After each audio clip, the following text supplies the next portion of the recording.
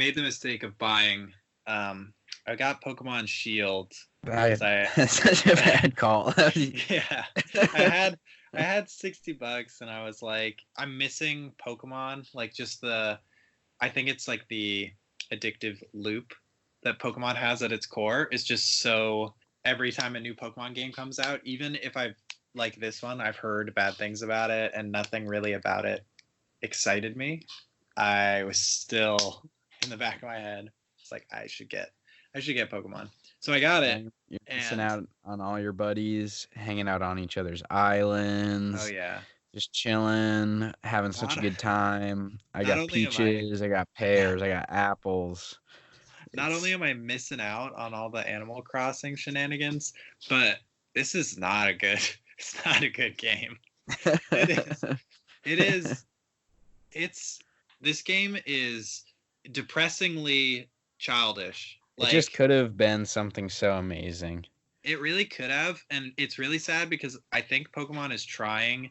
It's like looking at the other Switch titles, Super Mario Odyssey and Breath of the Wild, which are both phenomenal games, like both outstanding like developments in those series, exceptional, not just like exceptional Switch titles, but just like exceptionally made video games in general. It's like looking at those two and it's doing the bare minimum to try to keep up with them, but not doing it in the revolutionary way that both of those games approach their source material and their game loops. Pokemon should not be a 3D game. Pokemon should be a bit-based game, and instead of looking at Breath of the Wild and Odyssey, not that those aren't good inspirations, but instead of looking at those games, they should look at Stardew Valley and like Undertale as inspiration. Simple graphics based deep RPGs. I would happily play a Stardew Valley graphics Pokemon game with like throwback Game Boy Advance graphics, but with like deep RPG elements. Yeah, Animal Crossing is really simple and easy, but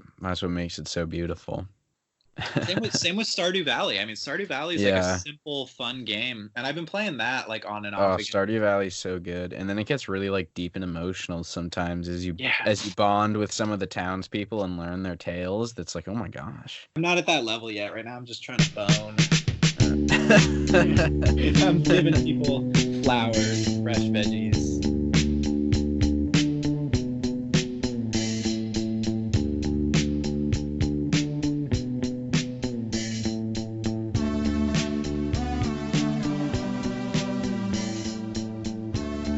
Fuck. All right, you do it. You can start it off. All right. Welcome to Strange Conversations, where rock and roll isn't dead, it's just staying the hell inside, and so should you. I'm Dylan Bennett. I'm Austin Kenny, and this week we are talking about Vundabar's Either Light. These boys are from Boston. This album came out on March 13th, and the label it came out on is Gawk Records. And I looked them up on their Bandcamp. I couldn't find much else about them, but they did put out Horse Jumper of Love's debut album, which is a very solid record. I quite like that, and I did not know That's that. Gawk Records. Yeah, Horse Jumper of Love is another Boston. They're another Boston boys band. Nice. First impressions. What do you think of this one from Vundabar? It's definitely different from the Vundabar that like I'm familiar with, but I think that's because this isn't a band I've been keeping up with. When I got into them, it was like their first two albums, and it was probably like my sophomore year of college. And their first two albums are the guitars are a little more distorted, and the sound of the songs are just a little more simple with like just like guitar bass drums, and they're a little more garagey. So I was expecting that going into that, but this is an album that's like it's very produced, it's very slick, and it really struck me with almost like it has a kind of new wavy band kind of sound. Like it really sounds a lot like early alternative, sort of like I'd say like Talking Heads or like some of the early, not really synth pop, but like as like very jangle guitar. REM-esque, sort of Talking Heads-esque, and it's a very surprising album. And there were quite a few songs that like I liked quite a lot. There were some songs I didn't like, but I thought overall it was a strong album. I got into Vundabar only pretty recently because I saw them in Portsmouth, New Hampshire at 3S Art Space, and they're an awesome live show. They're tons of fun. They're really engaged with the crowd, and I just had like a blast seeing them. And so after that, I really just kind of started listening to them a whole bunch and kind of started keeping track of them as they were releasing this album because they talked about it at the show and played a couple songs that I remembered enjoying. Yeah, I like this album overall. I think it starts off stronger, and after kind of the first half, it kind of putters out a bit, I think. I agree. Yeah, I think the A side of this album has a lot of like bangers, and the other side is just like, all right, it's not bad. It's just like, all right, these are nice songs, but they don't really grab me as much as side A.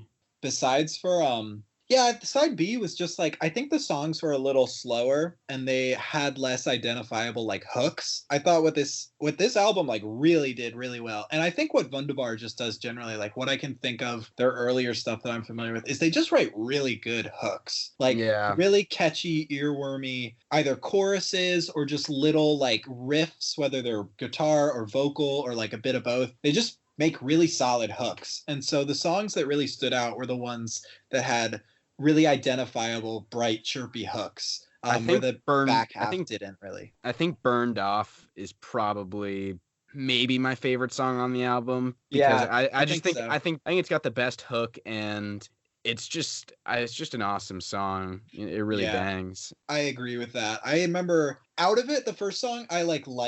It was like, it's a song that I liked but also didn't stand out like a ton, but I made a mark. We were marking up the track list with like what we really liked.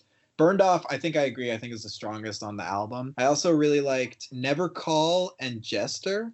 I remember Jester I liked a lot because it had a little guitar riff, or like a guitar. It was either like a riff or a solo or a bridge that was totally different from anything else on the album. Like I think it has like a pretty distorted guitar line that stood out to me because I remember the minute it went into that guitar passage, it was immediately different from anything else that had been on the album. And that just stood out to me as being like a strong dynamic moment. And I like wrote down, I was like, yeah, like Jester, that stood out. But Never Call, I think, was another one that I know I liked it, but I'm trying to think back and I can't really remember what that song sounds like. But I do know Burned Off, that one I particularly like quite a lot.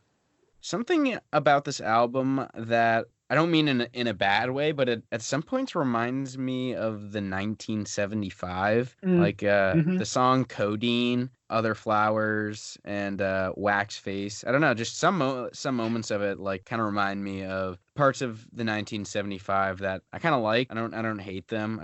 There's a lot of songs by them I kind of enjoy. Other Flowers too, I thought is a cool song because it's a very twee sounding track. Yeah. The guitars are like got that jangle to it, and it's that Britpop sort of twee sound, Sarah Records kind of vibe that I really dig. So that's another standout track for me. But it was really like mostly the singles that they put out are the songs that I really dig.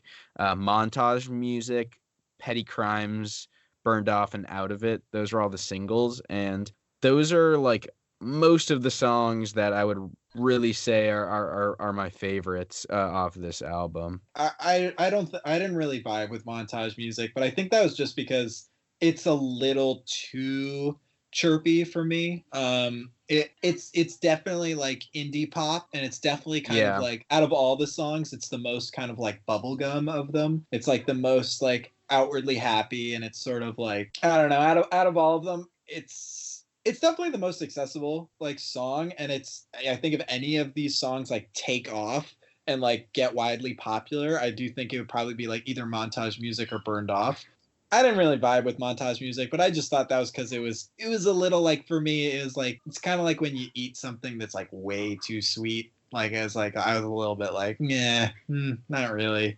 I I know think what you mean. I get that. I think what's kind of cool about this album too is it's definitely a concept album in the sense where it's got this narrative of kind of like bank robbery and crimes and yeah, just being bored of life, trying to doing something exciting, getting in trouble, then having to turn your life around and just realizing you're kind of the same person the whole time. I feel like is it's kind of where the album goes. It's I saw somewhere right that it was like the Tony Soprano of music. I don't really know much about the Sopranos, but that's something that someone said. That's out there somewhere. If I that tried means to. anything to anyone.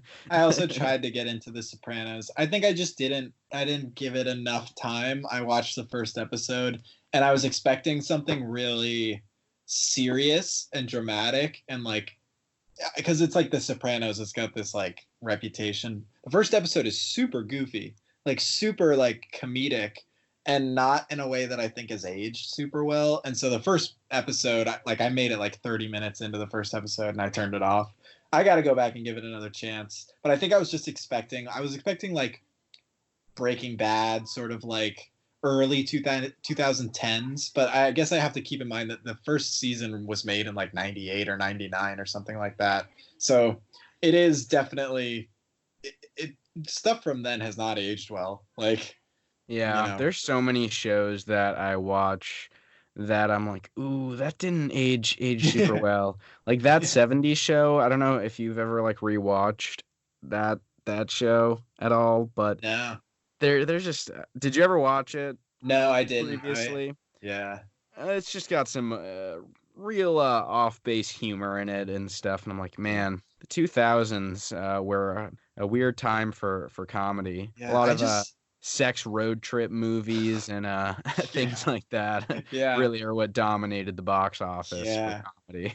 I don't know if it's just me, but I just in general think that like the fixed camera, laugh track sitcoms, they just none of them come off as charming. None of them come off as like as endearing as they think they are. Like I never got it. Even the ones that like everyone's like, oh, like, you know, Friends or like the most popular ones, that 70s show, like I just like I find them very grating, especially God, Big Bang Theory. Oh my God. Yeah, That laugh show tracks are is just hard, and it's funny yeah. when you see clips of these shows with the laugh tracks removed, and it just like makes them so much harder to watch because they'll like, I think I'd get into that. I think I'd actually agree. I'd like that. I think the awkward stiffness of it would oh, go it's over really well for bad, me. especially in Big Bang Theory. Scenes of that show without the laugh track, painful to watch. I gotta look that up. That should be an option like on Hulu where you can do like dub or sub for animes. You should be able to do laugh track on or off for sitcoms. I would love that. That would really change the sitcom game, I think. Or even add it into some shows And too. yeah, Like add it into to like Breaking Bad or Game of Thrones or something. yeah, into reality TV shows. Yeah. Getting back to Vundabar though, I listened to it like once and thought like, wow, I really enjoy this. And the more I listen to it, the more I'm like, it's all right. It doesn't like stand out too much to me. It's nothing that feels like too groundbreaking. They're not like pushing any boundaries with their sound. I think it has some really like fun moments, and I do really enjoy some of these tracks off it. And if you can see them live, if you do get the opportunity to see them live, if we ever get to If see we live ever. music ever again, um, you should definitely try to see them once we exit the digital age of Yeah. concerts. That's Which the thing. That's like that this album, it just came out not it came out at the wrong time, as in it should have come out like 10 years ago, or it should have come out like at a different season, but it just came out at the wrong time for this yeah, specific set of circumstances. This is an album I could totally see that if like it was, I mean, it is getting sunnier out, it's getting warmer out. If we didn't have quarantine right now and I was able to actually just like spend more time outside and do things in the sun and like drive around and like enjoy the weather, this is totally an album that I could see like driving around around to, or just like listening in my headphones, like walking around, like enjoying, warm weather and sunlight. But instead it's like, it's this really happy, very chirpy album, is really nice and is really listenable, but it's not the kind of mood music that I've been listening to lately, because I've just been indoors. Every once in a while I'll get to walk outside like once or twice a day, but like it and it's also just like, I guess, societally and culturally, it doesn't fit with where I feel like we are right now. Like I've been listening to a lot more kind of like gloomy stuff, and like like maybe that's not the most healthy choice, but yeah. Well, I think April really brings in the shoegaze season. I mean, I think of, the Jesus and Mary Chain song, April Skies, where, it's just, Sure. it's the time now where the rain's falling and you start staring down at the pedals and Yeah. blasting your ears out with some nice old shoegaze and sad boys, sad British boys I feel moaning like into the mic. there's some happy shoegaze too, though, or at least I feel like there's some shoegaze that is musically uplifting. It might not be Yeah, lyrically happy, but there's definitely a lot of shoegaze that like has, ethereal. yeah. Like I think of like "When You Sleep" by My Bloody Valentine. That song picks me up. Like I don't Yeah, really know what the that's words are to exactly that what came song. to my mind when you Yeah, said that too. yeah. That's a real happy song. Like I just love Yeah, that riff. Is so good. happy isn't like the exact word, but yeah, Yeah, it's like floaty lifting. and like It's lifting. lifting. Yeah, Yeah, yeah. spacey and yeah, just really nice. Just kind of washes over you. Yeah, like a drug. Yeah, do you have anything else to say much about Either Light before we really start getting into some other stuff um, in today's episode? I mean, besides for like my final verdict, I don't want to harp on the album, but yeah, I think I agree with what you said. It's just like it's a nice album. They're nice songs, but it is a little, I guess, safe. I don't know. It's like there's nothing particularly like envelope pushing, and not all music needs to be like, breaking boundaries and like pushing genres ahead. There's room and there's quite a need for stuff that is fun and enjoyable and breezy and like nice to listen to.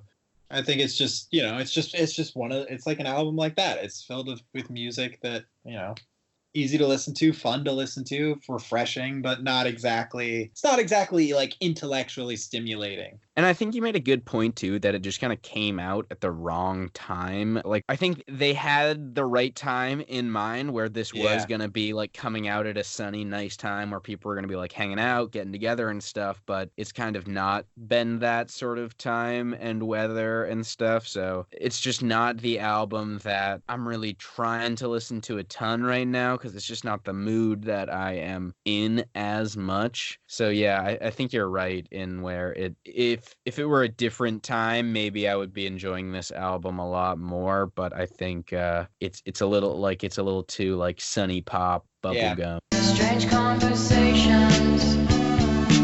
Oh God, this browser. I think there's something wrong with my browser. I got something popping up on the screen. Oh no. Oh, are Uh-oh. you getting it too?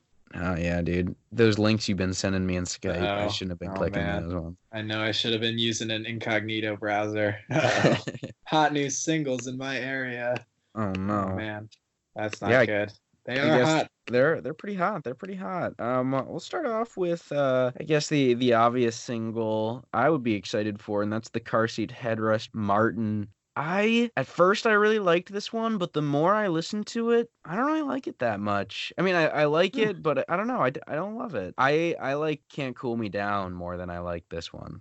Interesting. I'm the other way around. I like this one. I think I see your point. This one it's a simpler song, I think. It's shorter for one, and it also just has less of a build and like less development. But I think I like this one a little better than Can't Cool Me Down. I think it fits in the same category as Vundabar, this song particularly, where it's just like it's a fun song for a not really fun time.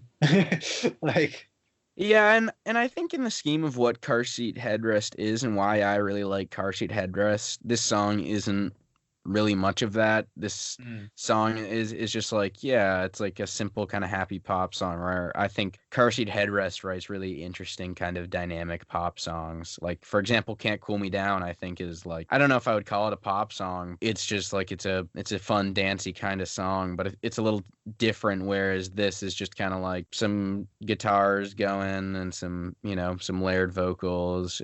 It's not why I like Car Seat Headrest, and I'm hoping the other singles and the rest of the album surprise me more than this. Because sometimes, I like songs more once the whole album comes out and I have the context of the album to kind of Yeah. appreciate the song. But right now, this song is just kind of like, not really getting me really excited for this album as much as Can't Cool Me Down. Yeah, that's true. That's true. It's a middle single. It's not the lead single and it's not the last single. Yeah. The middle singles are kind of, they're It's just- placeholders. It's just to keep you interested. The next one I want to talk about is an EP that got released. I want to say last. I'm not positive of the day, but I do know it was around last week, maybe even the week before that. It's by a band, a Swedish post-punk band called Viagra Boys, who have their most popular song is a song called Sports. They're a very satirical, very funny, kind of biting post-punk band. Sports is kind of a song that's just like making fun of like masculinity and like being into sports. This EP is called Common Sense, and it's really cool. They're not a band that like I was super, super into. I'd heard Sports because it was like clever. But it's not particularly. It's sort of like almost spoken word are the vocals. They're not really sung. It didn't have like a hook that got me. The singer really does quite a lot on this EP. He has a really interesting voice, especially for a post-punk band. He has this really deep baritone, almost like a country voice, but he's Swedish and he approaches the music in like a very humorous sort of way. The lyrics are, like I said, satirical, biting. The music is really interesting. It's kind of like Proto Martyr meets like Fat White Family meets like King Cruel. Like there's a lot mixed in. Like it's edgy and sharp like post-punk, but there's also some like real groove added in. One song on this EP is like almost like a straight up like Yellow Days sort of like new R&B type song. And the singer is really what got me. His voice across the EP is like really strong and really interesting. He's got this kind of Iggy Pop meets Garth Brooks type voice that is really cool. And I'm excited to see if this is an EP that's leading into another album or if it's just like, something to put out this year. But I got to dive back in and listen to more of their old stuff because it definitely piqued my interest and makes me want to like know more about them. I know nothing about this band and song, but from what I can gather by the name, it seems like a good one. And Yeah. That's my review. Check out the EP. I think you'd like it. They have, especially this EP's got the songs that are the best. Well, I think they're all really good. It's just 4 songs. Blue, the last song, is the one that's like Blue sounds like King Cruel or like Yellow Days or something like that. Like it's real R&B, like it's real sort of like smooth and suave, and it's not really punky. So it surprised me. Lick the Bag is, I think, the best like punk song on the EP. But Common Sense and Sentinel Island are both really strong songs too. It's 4 songs, so it's like listen to it in 10 minutes. But yeah, it's very solid. I like it quite a lot. A single I want to make another plug for that I made a plug for last episode, but I didn't do it enough justice because I've been listening to it way more, but it's the Perfume Genius songs, On the Floor and Describe. Both those singles are so, so good. I've been listening to them is so good. nonstop. I love those songs. And just last time I didn't say much about them because I'd only heard them like once or twice, but since then it's like all I've listened to, and I've become like a big Perfume Genius fan, and I've been kind of going through all the albums and listening to them, and would highly recommend. What's a good place to start? If you like the song Queen, that Yeah. album that Queen is on is just like awesome. I don't know the name of it, but it's a sweet album. I don't know, the sounds that Perfume Genius get are so wild. They're just kind of like really deep and like whoa. And I just love I just love that kind of music that's got like that deep kind of growling bass in it. Yeah, Describe. I didn't give the other song. I think I gave it one listen, and I think I just like when I was in the car or something. I haven't listened to it again, but I've listened to Describe a couple times. So I remember that song really got me. That is a cool song. It's almost sort of like it's got some like real like shoegazy guitars in it, doesn't it? Like it's Yeah. yeah, that song's real cool. Very sort of like it's almost like I remember the lyrics, it was like, can you describe it? It made me think like of like some weird like Lovecraftian sci-fi or something, like something so like crazy that you can't even like describe it.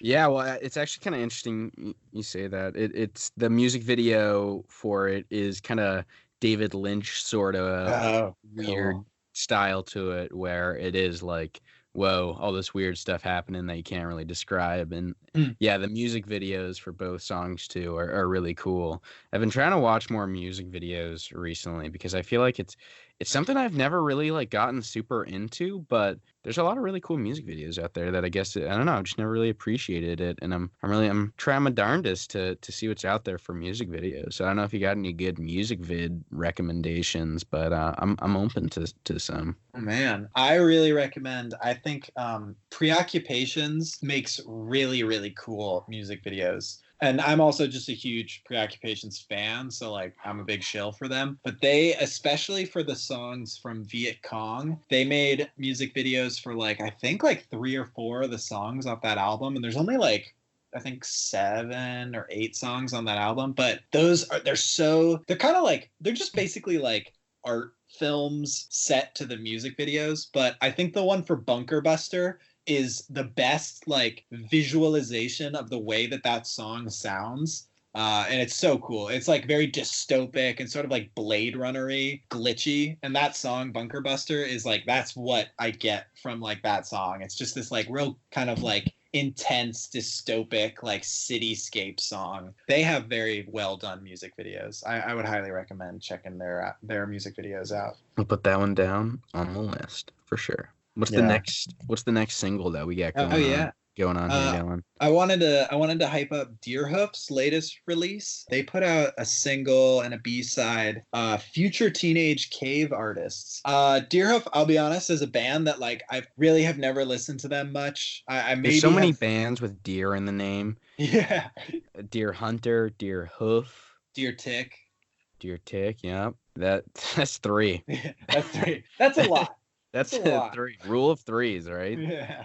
They're a band that I in a way I probably neglected like listening to them more. They float around a lot of artists I like. Like they're always listed as recommended and like you would also like. I think I just like, I've chosen to listen to other things, not consciously, just subconsciously. But I listened to this single, it popped up and I was like, damn it, new music. Gotta listen to it. And this is really good. It was really cool. It's sort of, I would compare it to like Superorganism, but Superorganism is a much newer band than Deerhoof, so they're probably like more influenced than Deerhoof than Deerhoof is influenced by Superorganism. But it's just like a really cool sort of like broken down like sort of like anti-pop. Like it's very poppy, it's very catchy, but it's also like it's just like deconstructed. And these 2 songs are just like really cool, really interesting. There's a lot of interesting like textural stuff going on. There's like identifiable instruments like guitar and bass and drums and vocals, but there's also just like a lot of really interesting compositional stuff going on that never really makes it feel too disjointed or too much like it's falling apart. But it's like one song. It's like listening to these 2 songs is literally like I was like, was that like 4 or 5 songs? But it works. Like it's really hard to describe. Good and it's catchy, but it's also just like it's very interesting.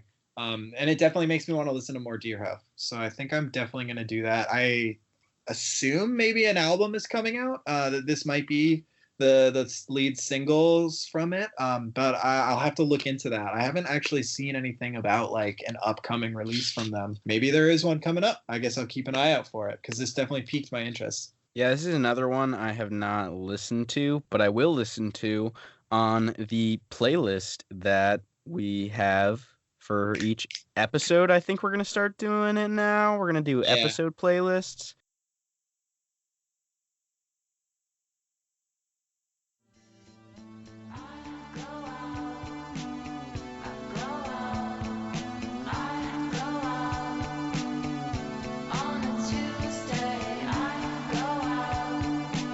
We want to try to pop up on the Insta and Twitterverse and keep people updated that way too. So keep an eye out for a link, probably in this episode's description. We'll put a link to the Twitter and the Instagram. And give us a follow, because we'll try to do some updates through there. Not just like, when episodes are coming out, but also like we'll share things as they release, not just as we put out our episodes, but like, maybe we'll share some other stuff. Who knows? We want other people getting in on the conversation and stuff. So that's hopefully we'll get these things up and running. We got a lot of hopes and dreams, and we'll see if we put them into fruition. We want to have this be like a real fun way to fold things that our friends and things that our listeners and things that strangers who maybe just found this somehow or were shared with by a friend of ours or someone we know, like fold stuff that people are doing into this conversation and get stuff out to the world. So let us know what you're up to, and we'll find a platform, whether it's here or whether it's our Insta or whether it's our Twitter. We'll find a way to promote it, or whether it's all three, get it out to the world. Or SoundCloud. Don't forget, we also are on SoundCloud. Yeah, SoundCloud and YouTube. So please, if you, whatever you listen to us on, maybe even drop a little comment if you want. Give us a share. And we really appreciate all that. We're having fun doing this so far, and we're hoping that people are enjoying it. It's been fun making it, and hopefully it's been fun listening. Because we're going to keep making it no matter what you think. Yeah. But we hope you like it. Yeah.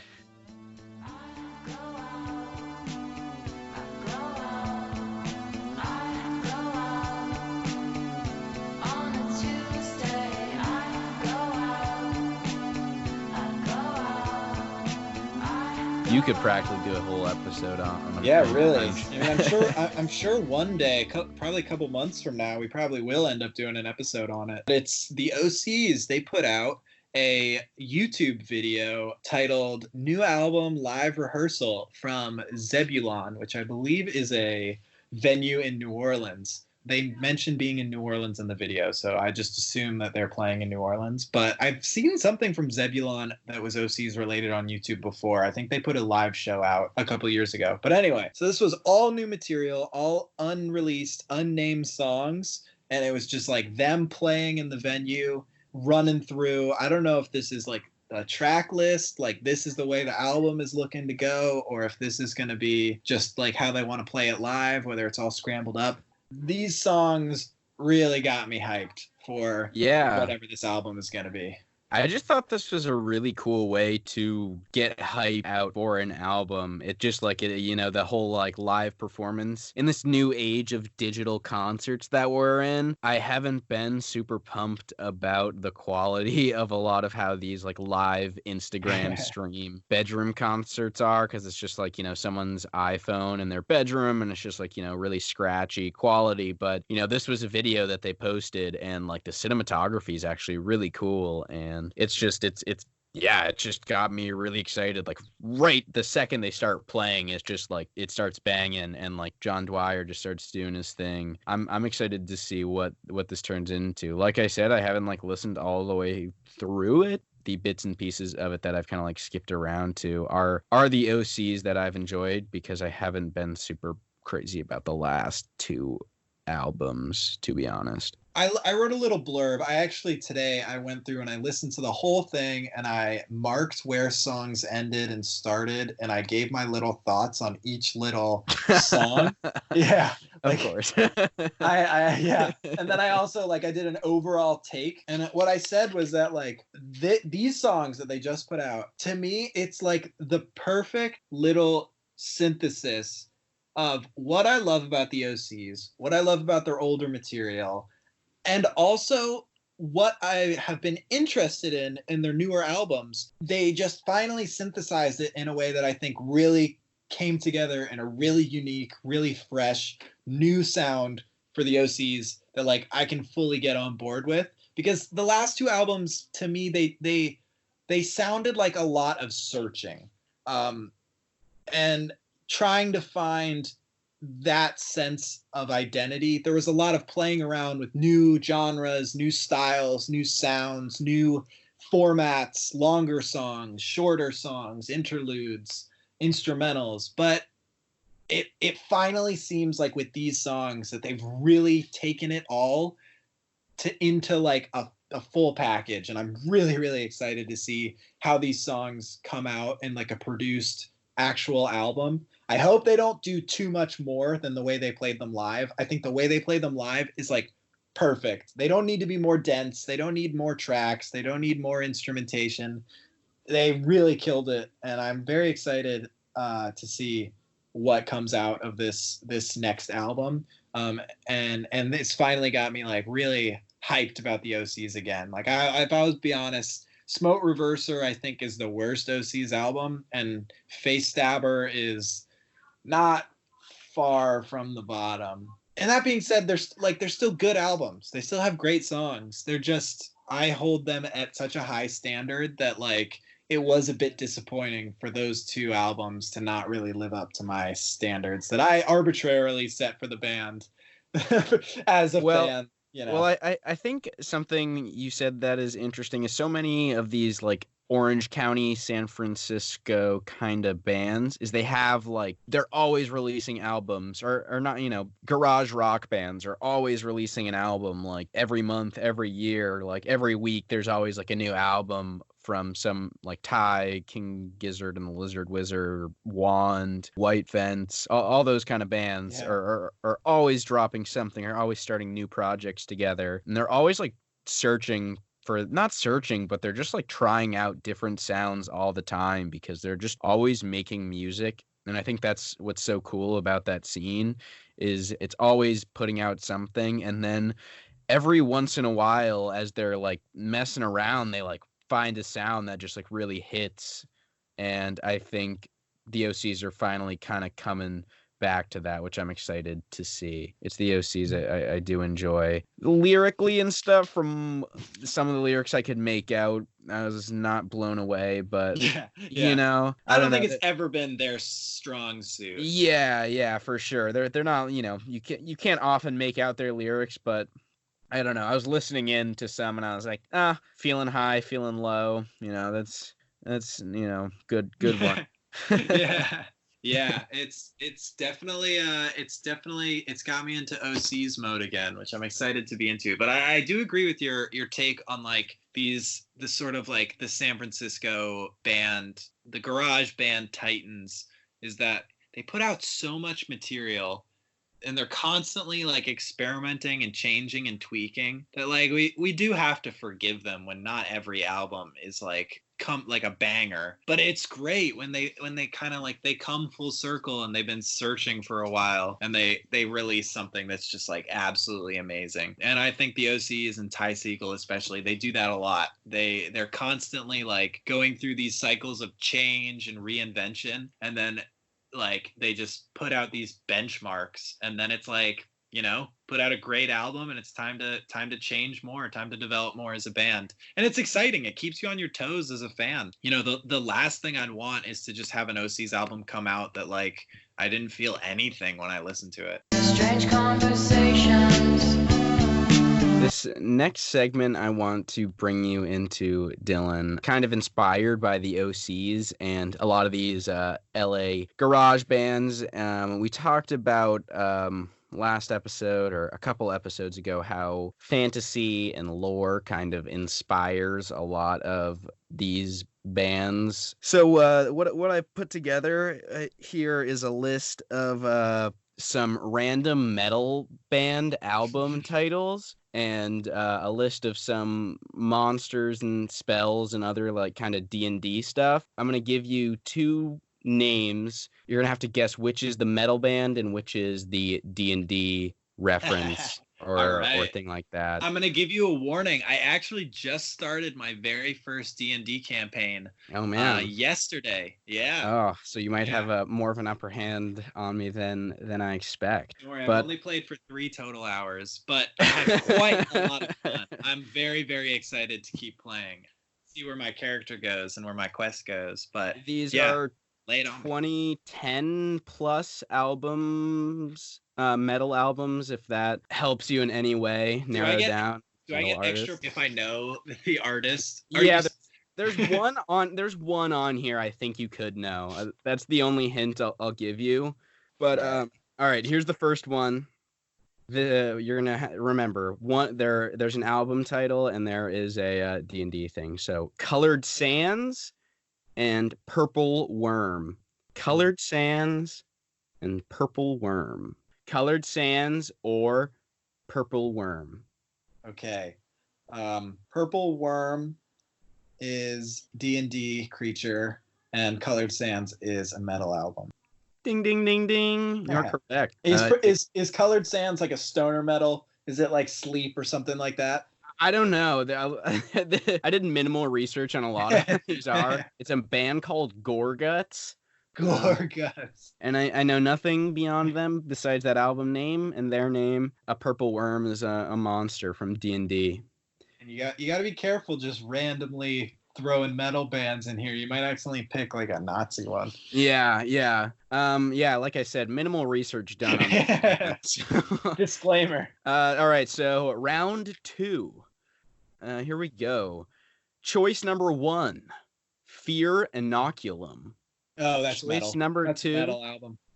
Phantasmal Killer. Oh yeah, Fear Inoculum is a metal album. I don't know who by, but I know it's an album. It is Tool. Yeah. Tool. Oh yeah. Oh god. That's the one. That's the only one I thought. Like, he might know this one. Yeah, that's their newest one, right? Yeah, it is. Yeah. But I don't really care too much about it, so I wouldn't have been surprised if you didn't know it either. But yeah, Phantasmal Killer is a spell in D&D that you can tap into someone's nightmare and make it appear before them. Oh boy. Pretty good. My character build, I am completely magic averse. I'm a criminal. I'm a half elf rogue, and I'm a criminal spy. And I'm it sounds edgelord. Yeah. I'm all about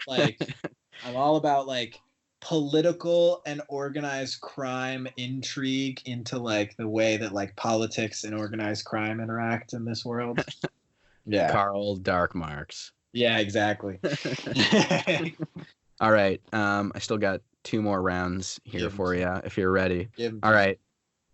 Dread Emperor or Emperor of Sand.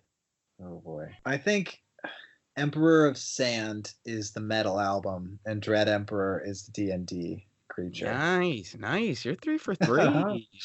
Bang, bang, bang. 3 for 3 on this one. All right, yeah. It's a Mastodon album, Emperor of Sand.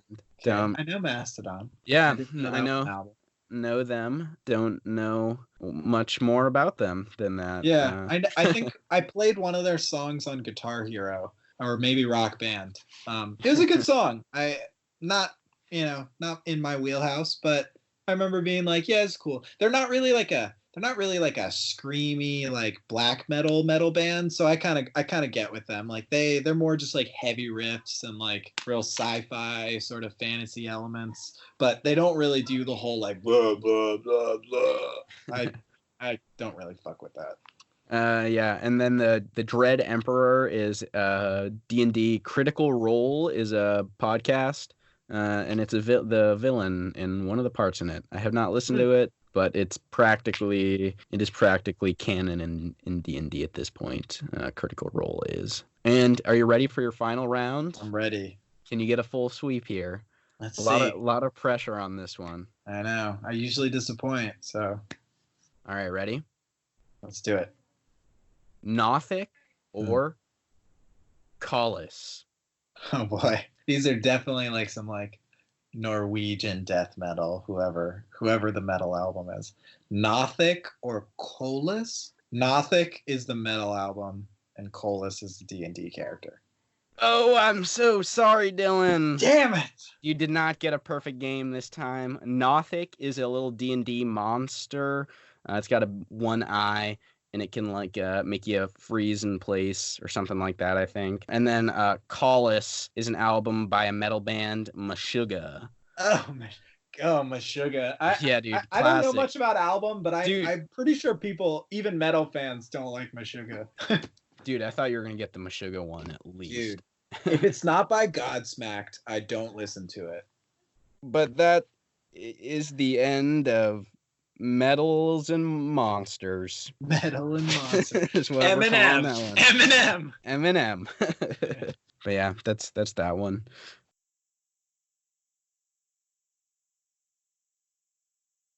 Before we finish, I got a couple things on Bandcamp for like the 100% goes to artist day thing. Got Lena Tulgren is an artist who's from my town, and I don't get to say that really too often, so it's one I'm really excited about. They're from the southern Maine / Seacoast, New Hampshire area, and I used to when I was a kid, I used to see them play in open mics and stuff like that around here. So it's really cool to see them sort of be a pretty big artist in the indie scenes. They're signed on to Captured Tracks, and yeah, sort of spacey kind of bedroom pop rock sort of stuff, dreamy.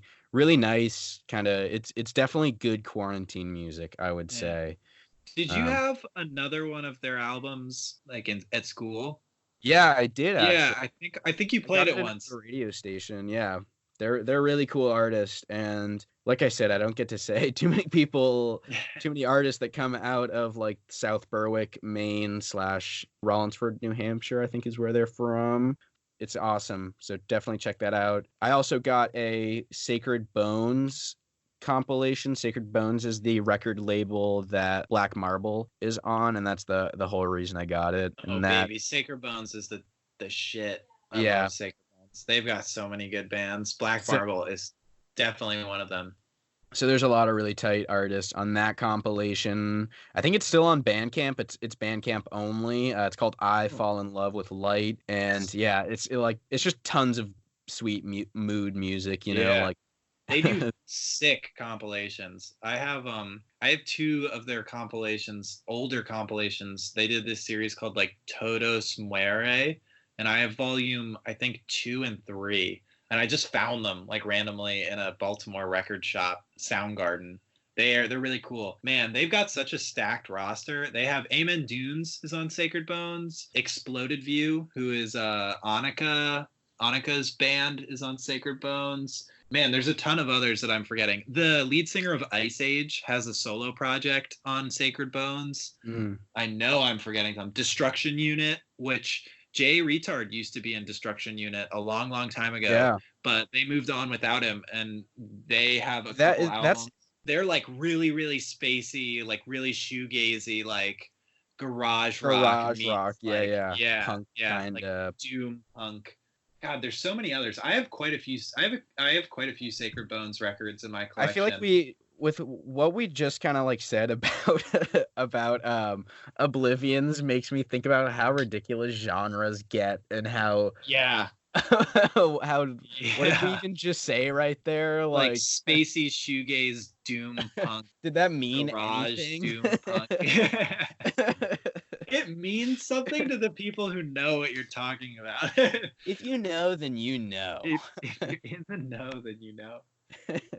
Yeah, we just like I at a certain point, but like it's like you can't just say like, oh yeah, they're punk. It's like there's so many.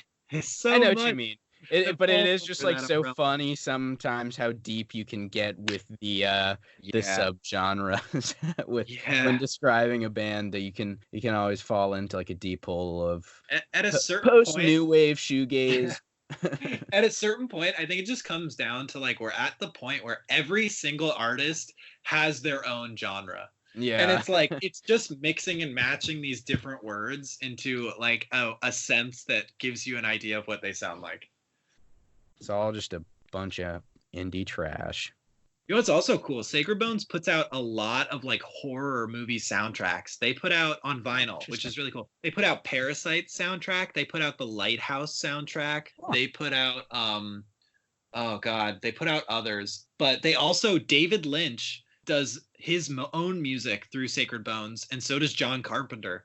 Oh, nice. They got a stacked lineup. They got a solid lineup of artists. There'll definitely be some Sacred Bones here on Strange Conversations in the future. Yeah, I'm sure they're gonna put out something. I was so hyped when I saw that Black Marble signed to them. Their first couple of albums weren't on Sacred Bones, but then when I saw they put out like a single, I think it was like the summer or maybe like right towards like graduation, they put out that first single, and I saw that like Sacred Bones, they have that like standardized format that they put out on all the records, and I saw that and I was like, holy shit, because I did not know that they were signing to Sacred Bones. Like I hadn't seen anything about that, and so that got me really excited. Black Marble is so good. Can we just take a minute to appreciate how good Black Marble is? That last album, Bigger Than Life, is one of my favorite albums of 2019. It's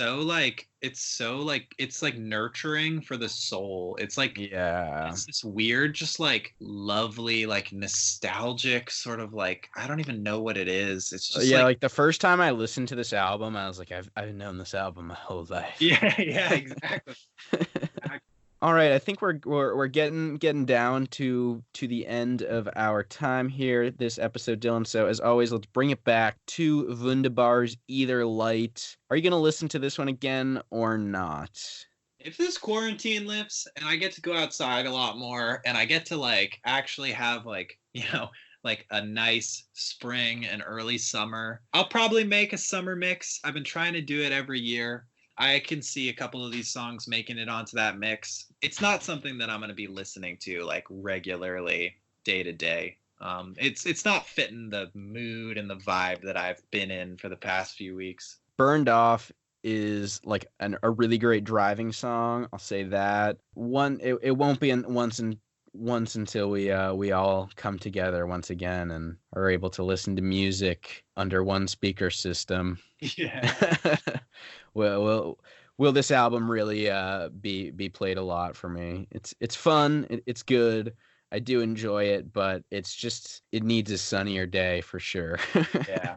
I think we should say that for listeners who are like our friends who might not be into like the same kind of music as us, I think that this is a really good album. If you're at all interested with like indie rock, with like indie pop, and you're like not familiar with it, if you're not familiar with like current sort of indie music, I think this is a really good album. If you're into pop, if you're into like, like easier, like singer-songwriter folk stuff, I think this is a really accessible, really fun, a really listenable album. And it could be something that like opens you up to like a realm of music that you're unfamiliar with, that if you're curious with. I don't want it to sound like we're writing this off just because we have not at all. Maybe more aggressive tastes in music. I think that this is an album that I could see a lot of people really liking this album.